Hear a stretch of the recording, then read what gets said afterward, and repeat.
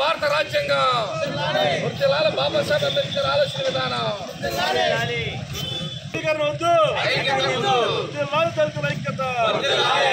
అంబేద్కర్ ఆలోచన విధానం అంబేద్కర్ ఆలోచన విధానం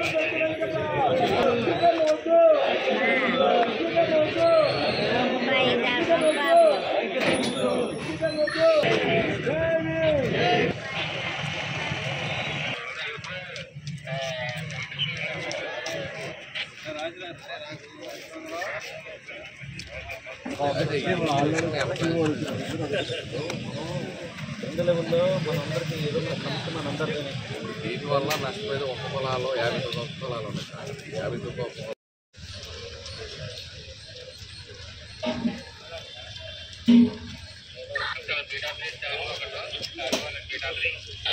డిఎం గారు ఎక్కడ ఉన్నారు?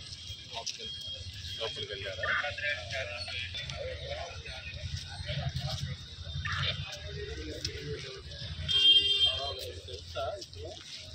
తెలుసా పరిచయం ఉందా?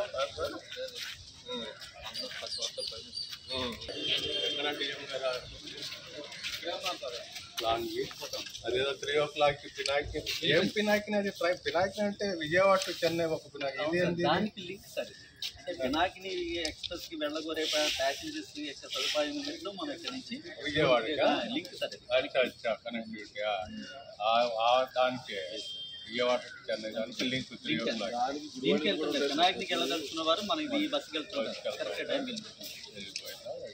టైం గుడివాడ నుంచి ఇక్కడి నుంచి కూడా పెట్టామన్నమాట. పెట్టారా? మిగతాయన్నీ 5 o'clock.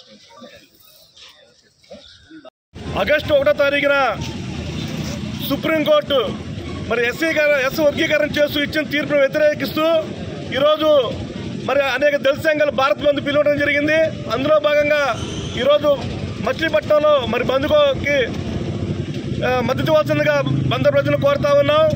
మరి ఎందుకంటే వర్గీకరణ వద్దు, ఐక్యత వద్దు.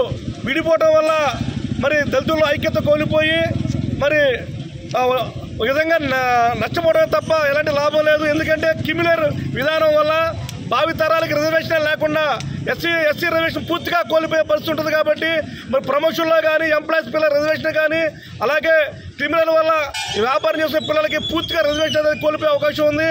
మరి ఏబీసీ వల్ల మరి కొంతవరకు మందికి లాభం జరిగి కొంతమంది నష్టం జరిగే ప్రయత్నం ఉంది. కాబట్టి వర్గీకరణ వద్దు, ఐక్యత ముద్దు.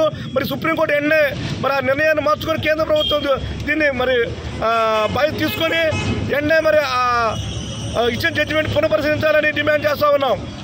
వద్దు దళితుల ఐక్యత.